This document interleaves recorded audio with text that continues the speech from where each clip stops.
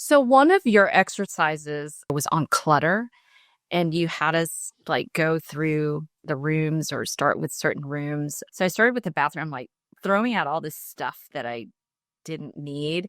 And it wasn't more about putting things in there. It was more about taking things out of it. And I was like, I think I can breathe better in here. And I don't need to add anything more. I'm really anal about my environment, that I need it like matchy or like in its certain place. And I would like shame myself for doing that because my kids like roll their eyes. I'm like, but it does evoke emotion in me when a space isn't like organized, or when there's just so much in there, it overwhelms my nervous system. What you're saying is totally right on. Like our nervous system feels more regulated when we have order.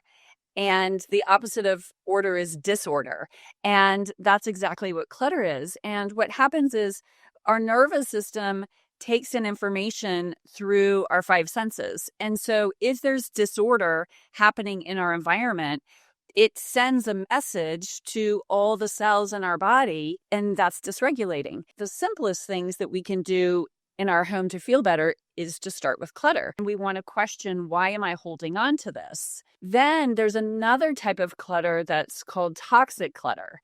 And that might be something that we do use. It might be something we like. But the thing with toxic clutter is it brings up a negative feeling, emotion, or memory. It's like visual poison in our home. And so it might be something beautiful. It might be something we use every day, but it evokes a memory or an emotion in our body that doesn't feel good. And I've worked with clients, and we'll be in their home and I'll explain to them, okay, this is toxic clutter. And they'll say, no, I don't have any of that in my house. And after spending a couple hours together, they're like, oh my gosh, that plant. I didn't realize, like, I actually can't stand that plant. Like, it came from so-and-so's house and it reminds me of this. And so it's having this level of awareness and listening to what our home is actually saying. And like you said in the beginning about clutter and taking things out, so much of our space is about excavating, and it's not about bringing more things in. It's about taking those things out,